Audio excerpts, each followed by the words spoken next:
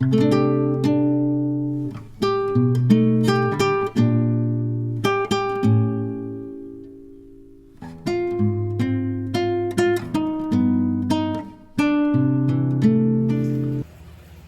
mapagpalang araw po sa inyong lahat. Ngayon pa ay February 17, 2026, Martes ng ika-6 na linggo sa karaniwang panahon. Ating pong unang pagbasa at pagninilay sa araw na ito ay hinango mula sa sulat ni Apostol Santiago, chapter 1, verses 12 to 18. Mapalad ang taong nananatiling tapat sa kabila ng mga pagsubok, sapagkat matapos siyang subukin, tatanggap siya ng putong. Ito'y ang buhay na ipinangako ng Panginoon sa mga umiibig sa Kanya. Huwag sabihin ni numan kapag siya'y dumaranas ng pagsubok na tinutokso siya ng Diyos, sapagkat ang Diyos ay hindi matutokso ng masama at hindi naman niya tinutokso ang sinuman. Natutokso ang tao kapag siya'y naakit at napatangay sa sariling pita. Kapag ang pita ay tumubo at nag-ugat, nagbubunga ito ng pagkakasala. Kapag lumala ang kasalanan, ito'y nagbubunga ng kamatayan. Huwag kayong padaya, mga kapatid kong minamahal. Bawat kaloob na mabuti at ganap ay buhat sa langit. Mula sa Ama na lumikha ng mga tanglaw sa langit, hindi niya tayo iniiwan o binabayaan man sa dilim. Niloob niyang tayo'y maging anak niya sa pamamagitan ng salita ng katotohanan upang matangi tayo at maging higit sa lahat ng kanyang mga nilalang. Ang salita ng Diyos. Isang mapagpalang araw po sa inyong lahat. Isang araw bago po ang Miyerkules ng Abo, tayo po muli ay pinapaalalahanan mula sa sulat ni Apostol Santiago tungkol sa panawagan na tayo po ay maging tapat, lalong-lalo na sa mga panahon ng pagsubok. Sabi nga dito na dahil ang isang tao na nanatiling tapat ay tatanggap ng putong.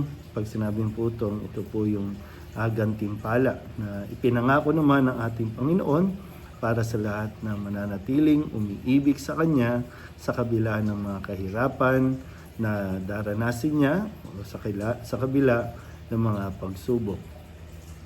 Sinabi din niya na huwag nating isipin na kapag tayo po ay natutokso o tinutokso, na ito ay galing sa Diyos dahil ang Diyos ay tunay na mabuti at kahit kailan hindi siya gagawa ng masama at hindi siya patutokso na tayo po ay gawa ng masama. Pinaliwanag din naman bakit tayo natutokso. Ito ay dahil din sa ating mga desisyon dahil madalas natatangay tayo o bumibigay tayo sa mga panunokso na sa simula ay masarap, maganda, maayos, pero sa kalaunan malalaman natin na ito ay isang paraan lamang ng panlilinlang o panunokso ng kaaway.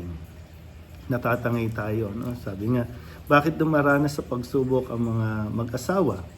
Dahil sa panunokso, dahil merong naakit, merong nangaakit, merong bumigay, no, sa kanila pong dahil nga rin sa kahinaan. Pero siyempre ang Diyos ay lagi pa rin nandiyan dyan. Hindi naman tayo pababayaan, bagamat hindi niya tayo pangungunahan sa ating po magiging desisyon. Kaya nga sinabi din nung una, di ba? Tayo po ang pipili ng ating pong tatahakin. Kung alam mo naman na hindi yan makakabuti, magdidesisyon ka kung papatol ka ba o hindi.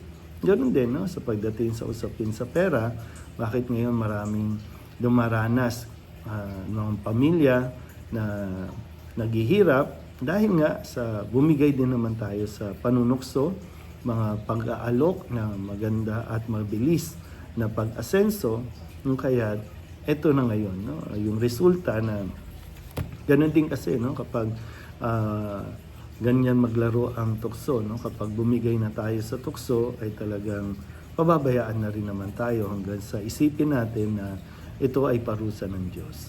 So, pakatandaan natin mabuti, ha? Ano man ng mga pagsubok na pinagdaraanan natin, hindi ito parusa sa atin ng Diyos, kundi ito ang resulta ng ating po mga maling desisyon na ginawa. Kaya, ganun pa man, no? Kung magkamali man tayo, ang Diyos kahit kailan di naman tayo tatalikuran, bagkus ay sasamahan niya tayo na maharap natin at malunasan natin ang mga problema na ating pong pinasok. Muli, no, panawagan sa atin, manatili tayong tapat, lalong-lalo na sa mga panahon na tayo po ay natutokso at sinusubok. Muli po, isang mapagpalang araw sa inyo po natin.